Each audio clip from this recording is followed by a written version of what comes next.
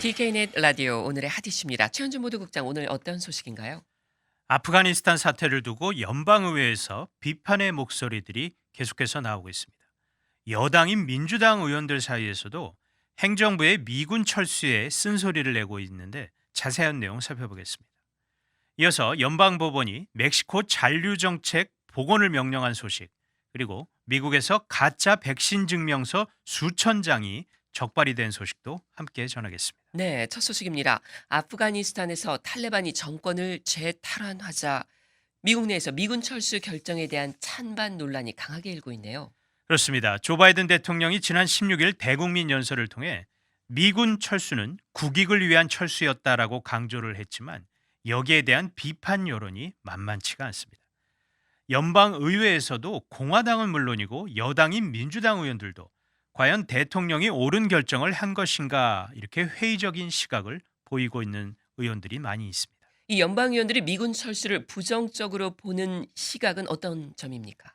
바이든 행정부가 철군을 매끄럽게 하지 못했고 또 탈레반이 카불을 점령하는 데 시간이 얼마나 걸릴지, 아프간 정부군이 방어 능력을 제대로 갖추고 있는지 등을 정확하게 파악하지 못했다는 비판이 다수를 이룹니다. 네. 공화당 소속 리차드 버 상원 정보위원장은 나는 대통령의 아프간 철군 결정에 동의하지 않았다라며 전임 행정부와 마찬가지로 이번 행정부도 철군에 따르는 결과를 충분히 고려하지 않은 데 대한 우려가 있었다라고 지적을 했습니다.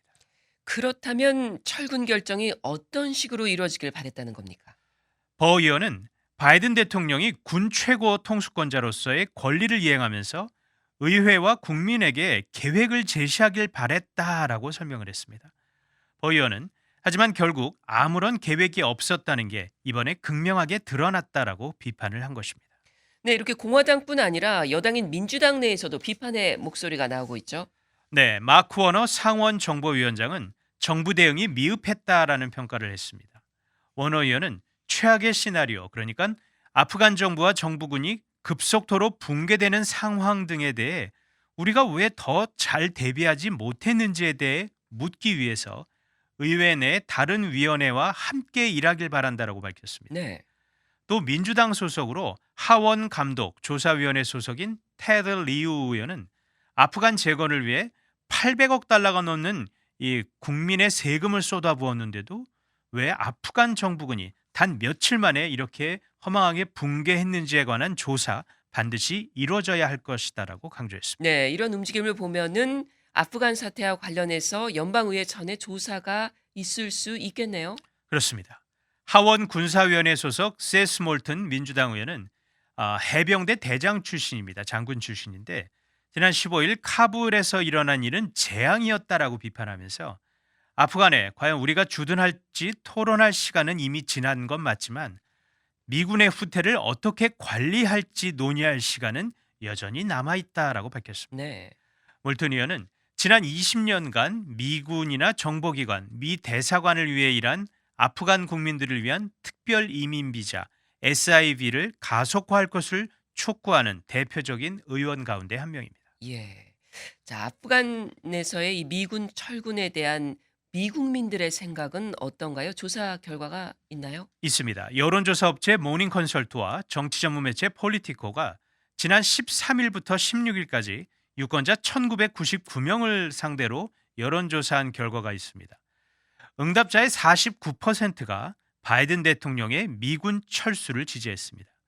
얼핏 보면 뭐 그렇게 낮지 않은 숫자 같은데, 그런데 지난 4월 같은 조사를 했었는데 그때는 69%가 지지를 했었습니다. 그러니까 네. 불과 몇 달 사이에 20%포인트나 빠진 것입니다. 예. 응답자의 37%는 바이든 대통령의 철군 결정을 반대한 것으로 나타났습니다. 이는 지난 4월 조사 때의 16%보다 역시 2배 이상 증가한 수치입니다. 또 당파를 떠나 전체적으로 철군 여론이 악화를 한 가운데 민주당 지지층에서의 철군 지지는 지난 4월 때는 84%였던 게 이번 조사에서는 69%로 하락했습니다. 예. 또 공화당 지지층에서는 52% 찬성해서 31%로 이 철군 지지율이 대폭 떨어졌습니다. 네. 자, 지금 아프간을 재탈환하고 장악한 탈레반 측에서는 어떤 새로운 움직임이 있습니까? 네, 탈레반은 수도 카불을 장악하면서 과거보다는 유화적인 태도로 일단은 나오고 있습니다. 네. 특히나 과거 여성들의 사회 활동을 일절 금지하고 탄압을 했던 탈레반은 현재 아프간 정부에서 일했던 여성들에게 사면령을 내리면서 이들에게도 기회를 주겠다라고 일단 얘기를 했습니다. 하지만 현지에서는 탈레반을 신뢰하지 못하는 분위기가 팽배해 있다고 합니다. 예. 자, 국제사회에서는 지금의 아프간 사태에 어떤 움직임을 보이고 있나요? 각국 정부가 자국민 철수에 박차를 가하고 있습니다. 한국 정부도 특별기를 수송을 해서 이제 현지 교민과 대사관 직원들을 다 대피를 시켰고, 자, 이런 가운데 또 유엔 안전보장이사회가 16일 긴급 회의를 열어서 아프간 상황을 논의했습니다. 안보리는 회의 후 긴급 회의 후 성명을 발표했는데, 아프간에서 벌어지는 모든 적대 행위와 인권 침해를 중단하고 협상을 통해 포괄적이고 대표성을 갖춘 새 통합 정부 수립을 촉구를 했습니다. 네. 한편 이 중국의 화춘잉 외교부 대변인은 정례 브리핑을 통해 향후 탈레반 정권 승인할 것이냐 이런 질문에 아프간 국민의 염원과 선택을 존중한다라면서 즉답을 피했습니다. 예. 그러면서 중국은 아프간 문제의 정치적 해결을 위해 건설적인 역할을 하겠다 이렇게 원론적인 입장을 밝혔고, 미국이나 다른 유럽 EU 국가들과는 조금은 결이 다른 모습을 보이고 있습니다. 네, 잘 들었습니다. 다음 소식입니다. 이 올해 초 바이든 정부가 출범한 이후에 여러 전임 행정부의 정책을 폐기했죠. 네. 망명 희망자들에 대한 멕시코 잔류 정책도 그 가운데 하나였는데요. 연방법원에서 이를 복원해야 한다 이런 명령을 했네요. 그렇습니다. 텍사스 북부 연방지방법원이 국토안보부가 트럼프 전 행정부의 멕시코 잔류 정책을 폐기하기 전 몇 가지 중요한 점들을 고려하지 않았다라면서 이를 다시 복원해야 한다라고 명령을 내렸습니다. 네. 자, 먼저 멕시코 잔류 정책 어떤 내용을 담고 있는 정책인지 살펴보죠. 네, 멕시코 잔류 정책의 정식 명칭은 Migrant Protection Protocols (MPP라고) 해서 이민자 보호 의정서가 공식 명칭입니다. 네. 이는 지난 2019년 1월 트럼프 행정부가 시행한 정책으로, 핵심은 미국에 망명을 신청한 이민자들이 심사 기간 멕시코에서 대기하도록 한 데 있습니다. 이 이전에는 일단 미국 국경 내에 들어와서 심사를 기다리도록 했었는데, 이 정책을 시행한 뒤에는 이들의 미국 입국을 제한을 했던 겁니다. 네. 이 바이든 행정부가 출범하고 얼마 안 돼서 이 정책을 폐기하지 않았나요? 그렇죠. 바이든 대통령 취임 직후 국토안보부가 1월 21일부터 이민자 보호 의정서 프로그램의 신규 등록 중단한다라고 밝혔습니다. 이후 국토안보부가 지난 6월 1일 이 정책을 공식 폐기한다라고 발표를 했었습니다. 예. 당시 왜 폐기하기로 한 겁니까?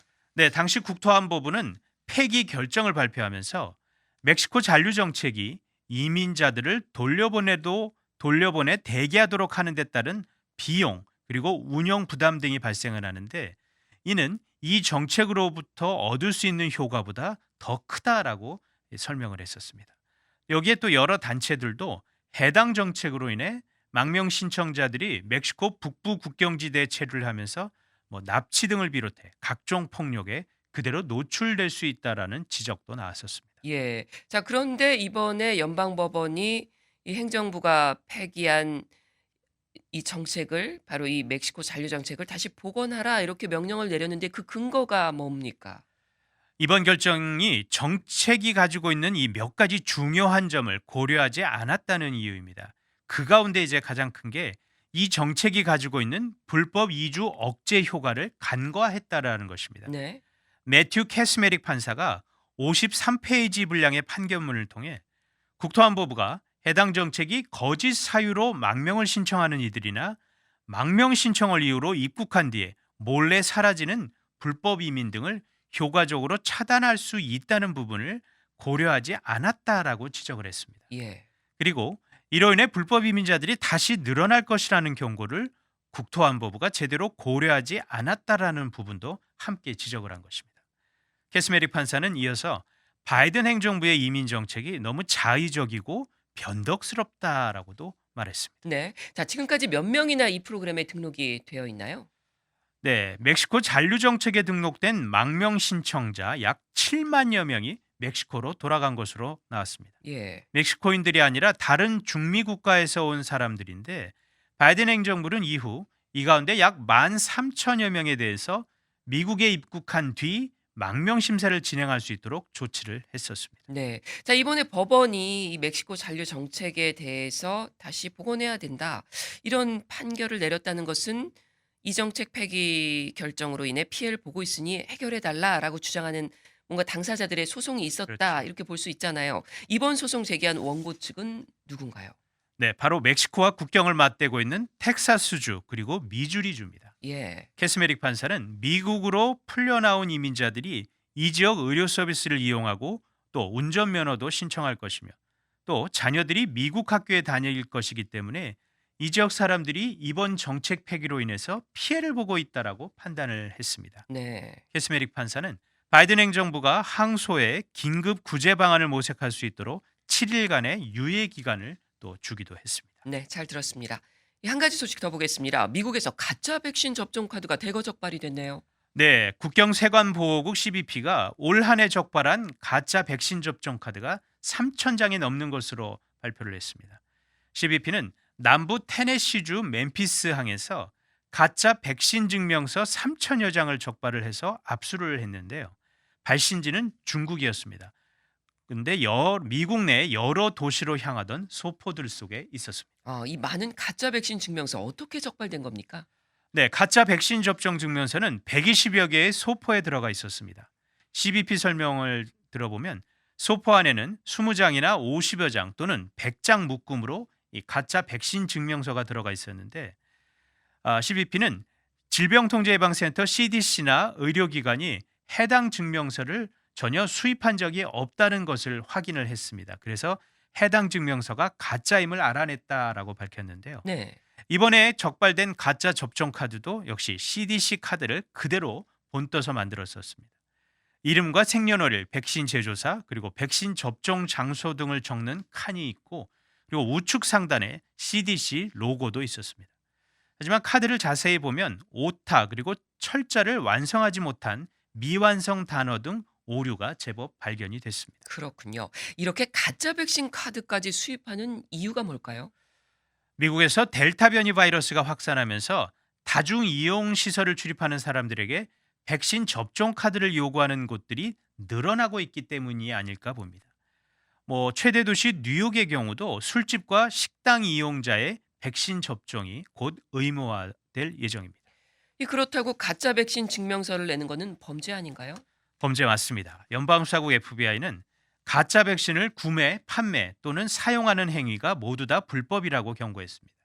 CDC나 보건복지부가 연방 정부기관인 만큼 정부기관의 인장을 무단으로 사용하는 것이기 때문에 연방법 위반입니다. 네. 이런 행위는 벌금 그리고 5년 이하의 징역형에 처해질 수도 있습니다.